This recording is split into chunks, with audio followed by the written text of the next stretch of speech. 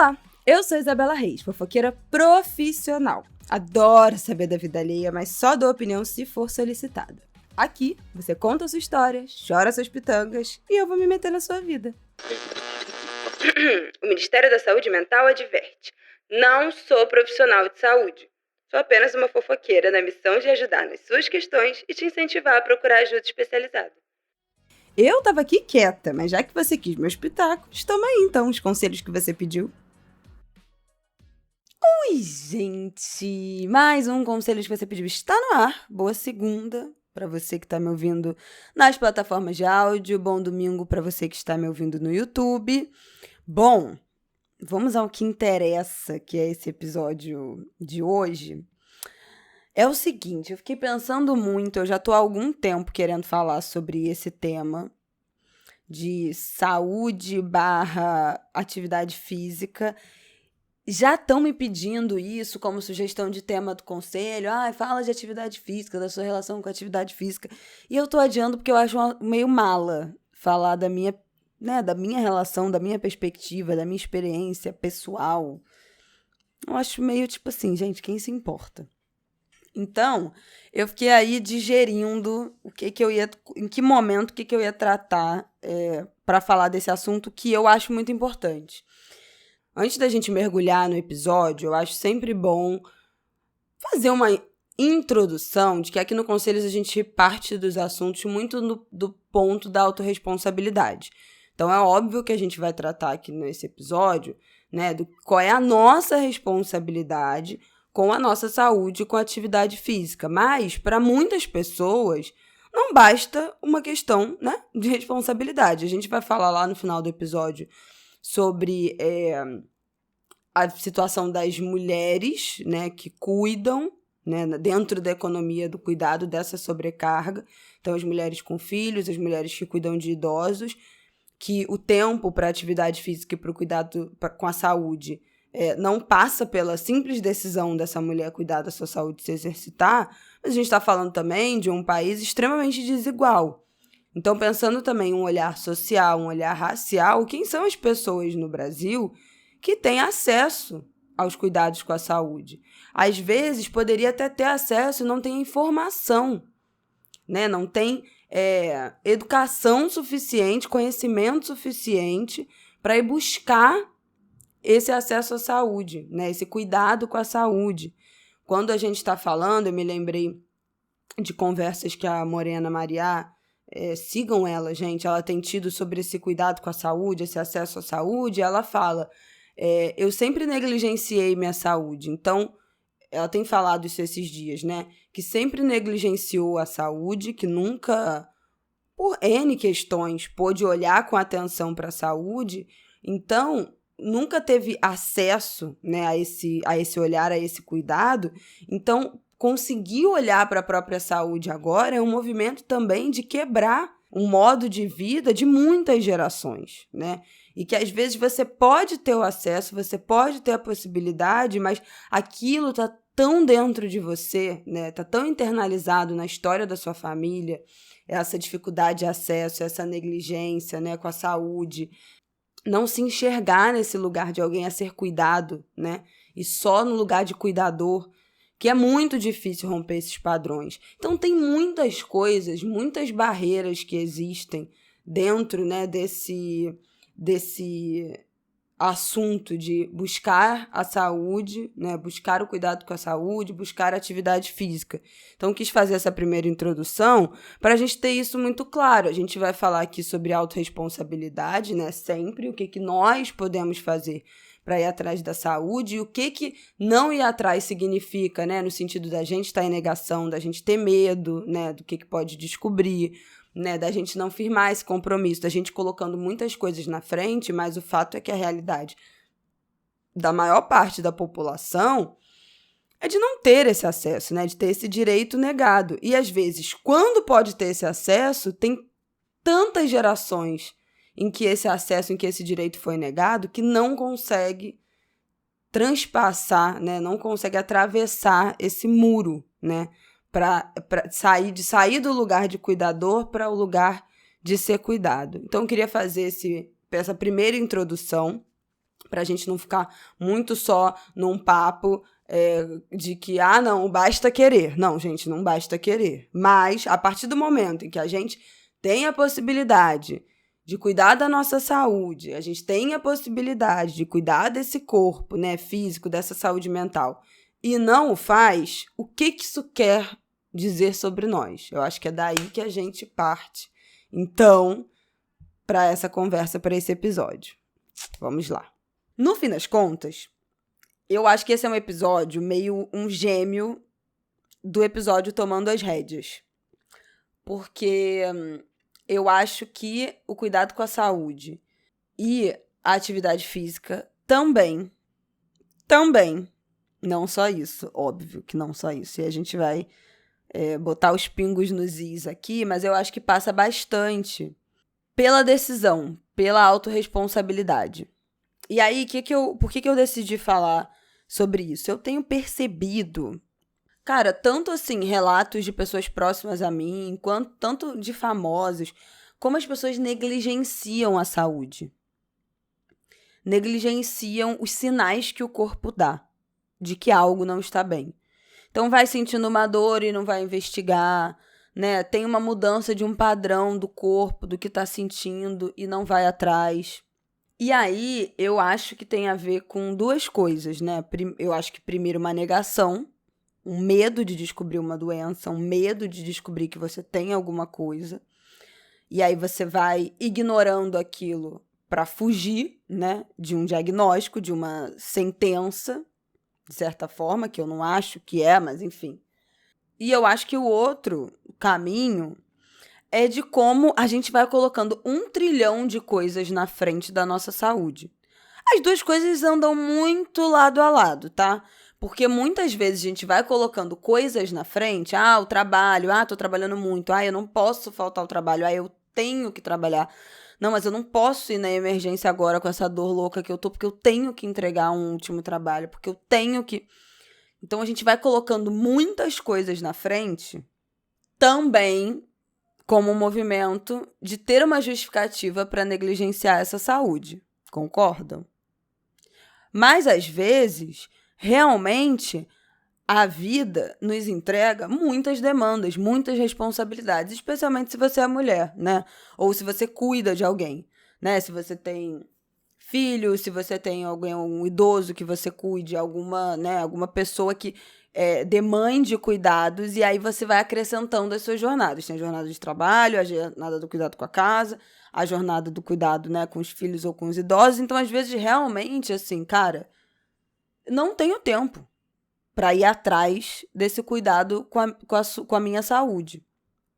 Mas, muitas vezes, esse não tenho tempo também é a justificativa que a gente se dá para amenizar esse sentimento de medo, né? E de culpa por não cuidar de nós mesmos. Por isso que eu acho que, nesse aspecto, essa é uma conversa que é muito parecida com o episódio de Tomando as Rédeas. Porque eu acho que tem um momento que a gente tem que ter a responsabilidade e a decisão de não, tipo assim, agora eu vou encarar esse problema. Agora eu vou tomar as rédeas dessa situação e eu vou encarar. E eu acho que a questão da atividade física, que a gente tem falado muito, né? A febre agora da corrida. E aí, dentro da febre da corrida, tem a febre da performance na corrida. E eu tenho visto várias pessoas falando sobre isso, essa obsessão do pace. E como tem pessoas da corrida, influenciadores profissionais que estão usando hormônio anabolizante, né? Mas assim, se hormonizando para conseguir um desempenho melhor na corrida. Então, a gente tinha uma experiência, né, entre aspas, um conhecimento de pessoas que se hormonizam para ficar bombadas, né? Saradona, trincadona. E agora também tem a leva dos hormonizados da corrida. Então, essa competição do pace, quem tem o menor pace, eu não entendo nada disso, porque eu não corro, nem pretendo. Mas tem-se muito falado, e é um assunto recorrente, assim, entre os memes, inclusive, do tipo, agora cheguei nos 30 anos, meus amigos só falam de atividade física, de correr, de malhar, de boleto, de problema. São os assuntos únicos, né? Todo mundo, a sensação é que que tá todo mundo meio que se puxando ou sendo bombardeado por essa cultura dos galera aí dos 30, dos 20, 30, 40, talvez, de cuidado com o corpo, ou culto ao corpo. Aí cada um faça a sua aposta. Mas o que eu queria tratar aqui nesse episódio? Eu acho que muito dessa relação com a atividade física, e aí, gente, é a autoavaliação de cada um, tá? Eu vou falar aqui, você vai pensar na sua vida e você vai ver em que lugar você se enquadra dentro disso que eu tô falando. Eu acho que para muitas pessoas, inclusive para mim durante muito tempo, não fazer atividade física e as justificativas que eu usava para não fazer estavam no lugar das desculpas furadas. Eu não tinha justificativa suficiente, então eu inventava, né? Eu aumentava situações, questões para furar, para não voltar, para não fazer. Então, eu não tenho tempo, eu tenho que cuidar do meu filho, tá muito corrido de trabalho, porque a academia é ruim, porque o professor que eu gosto não trabalha mais lá. Então, assim, durante muitos anos, eu me escondi atrás de muitas justificativas para não firmar o compromisso comigo de cuidar da minha saúde. E por que eu falo que comigo é um cuidado com saúde e não só, né, de beleza, né, de músculo, de beleza? Eu tenho 2 hérnias de disco que foram diagnosticadas. A minha primeira crise de coluna, de dor de coluna, de travar a coluna, foi com 16 anos. E aí foi quando eu descobri essas 2 protusões, que né, nesse meio tempo pioraram, obviamente, porque nada fica melhor, né? Tu vai ficando mais velho. Felizmente, foi ficando cada vez pior.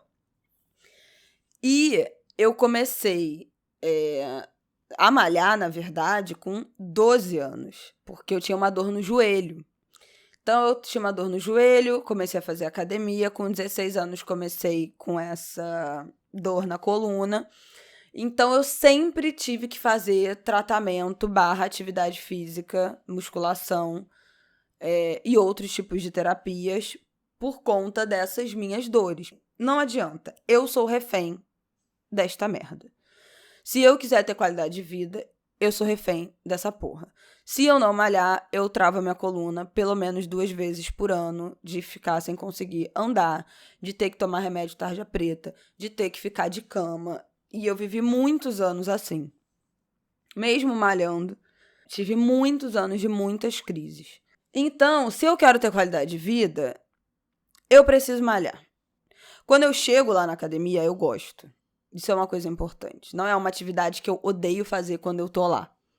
É algo que das atividades físicas, é de fato a que eu gosto. Mas todo o processo de me arrumar, de sair de casa, de ir... Gente, juro por Deus, eu preferia estar fazendo qualquer outra coisa. Qualquer outra coisa do que sair da minha casa para ir para uma academia. Nos dias que eu não vou, eu não me sinto culpada, eu não me sinto mal, eu não sinto falta. Eu preferia fazer qualquer outra coisa do que malhar.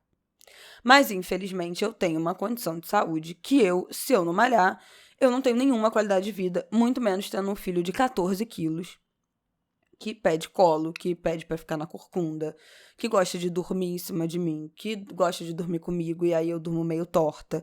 Então, assim, a minha vida faz com que eu precise fazer atividade física. Tem pessoas, pensa aí, você, que vão precisar por outros motivos. Inclusive, por questões de saúde do campo da saúde mental. Eu acho que já tem evidência, pesquisa, informação suficiente para a gente entender como, né, a atividade física, a liberação de endorfina, como isso também é um regulador hormonal muito importante para quadros de transtornos psíquicos. Então, tem gente que vai precisar fazer por conta da saúde física, tem gente que vai precisar fazer por conta da saúde mental, tem gente que vai precisar fazer atividade física por conta de alguma condição física, né? de alguma dor que sinta, e aí o jeito é fortalecer, alongar, trabalhar essa mobilidade. Tem gente que vai precisar fazer atividade aeróbica cardiovascular porque tá com gordura no fígado, tá diabético, tá com síndrome metabólica, tá com N questões de saúde que precise. Enfim, N motivos nos levam a esta desgraça de ter que fazer atividade física. E todos eles, ou muitos deles, passam pela decisão. Então eu fiquei 4 anos sem fazer atividade física, porque eu não aguentava mais, completamente sedentária. Eu fiquei com o joelho fudido, eu fiquei com a coluna ferrada, eu sentia dor no joelho, eu sentia dor na coluna, eu engravidei completamente sedentária e foi terrível. Eu tive muita dor na coluna quando a minha barriga começou a crescer, com 4, 5 meses. Eu passei as minhas últimas 3 semanas de gravidez com uma dor terrível no ciático.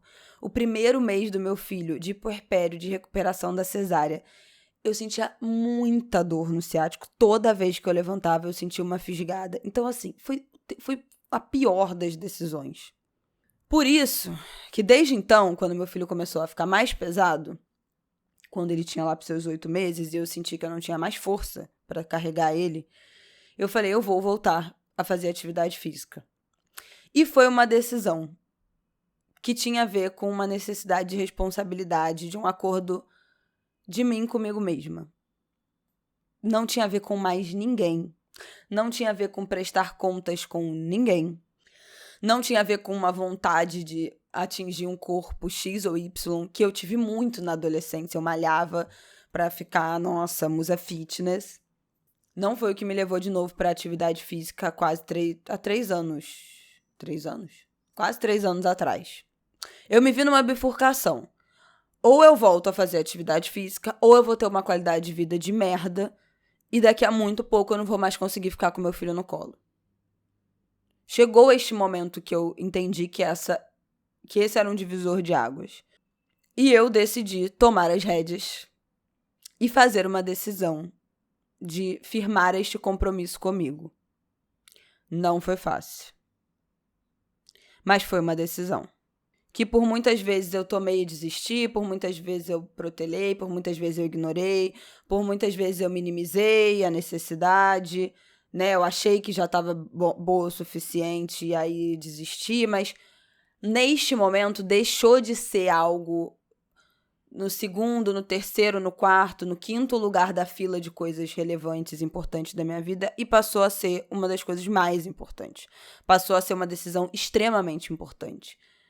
Porque falava da minha qualidade de vida, da minha relação com meu filho e do que eu queria, do que eu imaginava de disposição de um corpo físico para aguentar aquela criança que eu amava tanto e que eu queria tanto dar colo e que eu queria tanto conseguir ter esse momento, esse lugar de afeto do meu filho no meu colo. E eu não conseguia mais. Então, virou uma coisa muito maior do que só uma decisão de ir ou não para a academia. E eu acho que é exatamente esse o ponto. Por isso que eu acho muito que, assim, a relação com a atividade física, na minha cabeça, é muito parecida com a terapia. Não adianta falar para uma pessoa que ela tem que fazer terapia, levar uma pessoa à força para fazer terapia, marcar uma terapeuta e levar a pessoa, se ela não tiver nessa bifurcação, se ela não tiver dado o estalo na cabeça dela de agora é para valer, não vai rolar. Do mesmo jeito que um processo terapêutico não acontece se aquela pessoa não tiver disponível emocionalmente e entregue e decidida a viver aquele processo, a atividade física é a mesma coisa. Aí a pessoa vai uma semana, não vai mais, começa pouco, para. Quando você tá decidido e compromissado com você mesmo, aquilo outro ganha um outro significado. E tem muito mais a ver com autorresponsabilidade do que com prazer, tá? Esse papo de, encontre uma atividade física que você gosta, encontre algo que você gosta de fazer. Algumas pessoas vão encontrar, gente, outras não vão. Assim, na boa, outras pessoas não vão. E elas vão ter que fazer atividade física gostando ou não. E aí não vai ser por prazer, vai ser por autorresponsabilidade. Então, a gente precisa, pessoas que estão me ouvindo e que amam algumas modalidades de atividade física, entendam, nem todo mundo vai achar uma atividade física que é isso que me tira da cama às 5 horas da manhã de um domingo, eu tenho muito prazer em fazer. Gente, isso assim, na boa, acho que isso nunca vai acontecer comigo. Mas eu cheguei num ponto de autorresponsabilidade, de um compromisso comigo e com a minha família e com o meu filho e com a minha qualidade de vida, de que eu vou fazer esta merda. Gostando ou não, eu vou lá e eu vou fazer. Porque não é mais sobre os outros, não é mais sobre prazer. É tão importante quanto uma reunião de trabalho, é tão importante quanto gravar e sentar aqui para gravar esse podcast. É isso. E aí, antes da gente terminar, eu preciso dizer uma coisa muito importante. A atividade física, para mim, é uma relação que passa pela decisão e pelo compromisso com você mesmo, mas também para algumas pessoas, nem assim. É muito mais difícil. Então, para mulheres é muito mais difícil. E eu acho muito importante dizer isso, porque a gente não são todas as mulheres que são estimuladas ao esporte, a explorar o domínio do corpo, né? Essa coordenação motora do corpo quando são crianças, como os meninos são, né? Com esporte, com corrida, com pique-pega, com futebol. Os meninos crescem sendo estimulados a ter esse domínio do corpo. Alguns podem até não ter e não gostar, mas foram estimulados para isso, experimentaram e falaram, beleza, isso não é para mim. Não é isso que eu gosto de fazer. Mas as meninas não são todas que são estimuladas, né? Então, a gente cresce sem gostar de um esporte, sem gostar de se movimentar, sem gostar dessa coisa do lúdico, do corporal. E, além disso, quando a gente chega na vida adulta, ou para muitas mulheres também, já na adolescência, na saída da infância, você já é sobrecarregada de tarefas. Então, você volta da escola, mas você tem que cuidar dos seus irmãos. Enquanto a sua mãe não chega, você volta da escola, mas tem que arrumar a casa. Aí você tem a sua própria casa, você estuda, você trabalha, você tem que cuidar da sua casa e você tem que cuidar dos seus filhos. O cuidado com a sua própria saúde, com, né, o seu corpo, com as suas demandas, fica em último lugar dessa fila. Então, algumas mulheres, mesmo querendo, não conseguem fazer esse cuidado com o corpo, procurar um acompanhamento médico, procurar uma consulta a um médico se está sentindo alguma mudança, alguma coisa de diferente, se está sentindo uma dor, se está sentindo uma mudança de um padrão de alguma coisa no corpo. Não consegue, não há tempo hábil. Sabe aquela coisa, todo mundo tem as mesmas 24 horas? Não tem as mesmas 24 horas. Não tem as mesmas 24 horas. As minhas 24 horas são muito diferentes das 24 horas de outras mulheres. E nas 24 horas de muitas delas não cabe encaixar a dor com o horário de trabalho, com o horário que o posto de saúde fica aberto. Não cabe. Não cabe encaixar a mensalidade da academia com a renda de um salário mínimo para sustentar uma família inteira. Não cabe. Então, para muitas mulheres, não vai ser sobre decisão e autorresponsabilidade firmar um compromisso com elas mesmas. É uma estrutura que afoga, né? Que afoga a possibilidade de você se colocar em primeiro plano em qualquer momento. E aí, por último, eu queria falar de uma pesquisa que eu peguei para a gente ter noção dessa... Por que o gênero entra nessa conversa como em todas, né? São os dados da Pesquisa Nacional de Saúde de 2019. A Pesquisa Nacional de Saúde coleta as informações do SUS, dos atendimentos, dos serviços disponíveis, para analisar essas estatísticas, né, do SUS de modo geral e também das condições de saúde da população, das doenças crônicas não transmissíveis, fatores de risco. Então, é uma pesquisa muito completa que fala de doença crônica, de saúde bucal, de tabagismo, de ex-tabagistas, de uso de álcool, de drogas, enfim, uma pesquisa muito completa e também fala sobre a atividade física na população. Como é que a população, se a população faz ou não, né, atividade física de forma regular, com a intensidade, com o volume desejado, em que âmbitos da vida essa população brasileira se exercita, enfim. Aí tem um relatório completo da pesquisa que fala que a OMS recomenda a prática de pelo menos 150 minutos semanais de atividade física de intensidade leve ou moderada, ou pelo menos, 75 minutos de atividade física de intensidade vigorosa. A partir disso, já é benéfico para a saúde. O que seria atividade física leve ou moderada? Caminhada, musculação, hidroginástica, dança, entre outros. Pelo menos 150 minutos. Atividade física vigorosa, corrida, basquete, futebol, ginástica aeróbica, tênis, por exemplo. Onde é que o gênero entra, né? E isso tudo que eu falei dessas jornadas femininas. Nessa pesquisa de 2019, 34% dos homens maiores de 18 anos praticavam o nível recomendado de atividade física no seu momento de lazer. Enquanto para as mulheres esse percentual foi de 26%. Então, no momento de lazer dos homens, é muito mais recorrente que esse lazer esteja atrelado à atividade física, que é a pelada do final de semana, né? A pelada do meio da semana. O futebol do meio da semana. E com as mulheres, nem sempre a atividade física tá junto, né? Do lazer.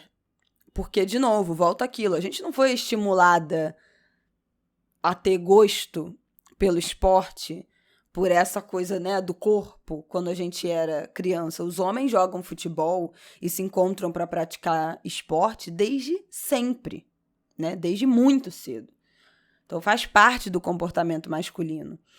E aí a pesquisa também fala de atividade física no trabalho.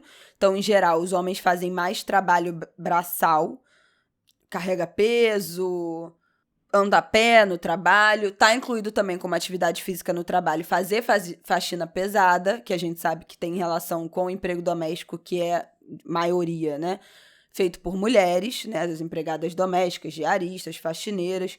Mas ainda assim, quando se pensa em trabalho físico, exercício físico atrelado ao trabalho, a maior parte deles é o trabalho braçal, que é muito masculino. Também trata de atividade física no deslocamento, então deslocamento para as atividades como trabalho, escola, curso, e aí esse percentual entre homens e mulheres foi muito similar, não teve muita diferença nesse indicador. E aí, gatas, vem o maior, a maior das merdas que a gente já está acostumada, né? A atividade física nas atividades domésticas. Bom, qual não é a minha surpresa, nem a sua, né? Que faxina pesada, arrumação da casa, limpeza da casa, é um indicador, né, fortemente concentrado no público feminino. Então, 21%, 22% das mulheres falavam que praticavam 150 minutos de atividade física semanal nas tarefas domésticas. Que é limpando, é esfregando o chão, é esfregando parede, é lavando roupa na mão, né? Enquanto 22% das mulheres, sabe quanto dos homens falaram que fazem atividade física nas atividades domésticas? 9%. Gente, não dá. Você tá me entendendo? Por que não dá? Então, o que a gente vê aqui? A porcentagem dos homens que estão dentro de casa fazendo essa atividade vigorosa em casa é ridícula. Eles têm a disponibilidade de fazer essa atividade no lazer, por prazer e não por obrigação. Enquanto as mulheres ainda estão num percentual muito mais alto, né, mais do que o dobro dos homens, confinadas nessa atividade doméstica, nessa atividade pesada, nessa faxina pesada, nesse cuidado pesado com a casa. E, obviamente, isso acumulado a outras jornadas de responsabilidade, né, de trabalho, de cuidado com os filhos, impossibilita que essas mulheres estejam em pé de igualdade na mesma proporção dos homens, fazendo atividade física como um ato de lazer, como uma diversão, como um cuidado com elas mesmas. Então, assim, é um disparate, é impressionante, assim, como nada que a gente fale na sociedade que a gente vive, consegue não passar, né, pelo gênero. Não tinha como não passar. Mas, independente disso, eu achava necessário fazer esse parêntese, porque eu acho que a gente precisa partir do nosso discurso de empatia também, quando a gente cobra da outra pessoa.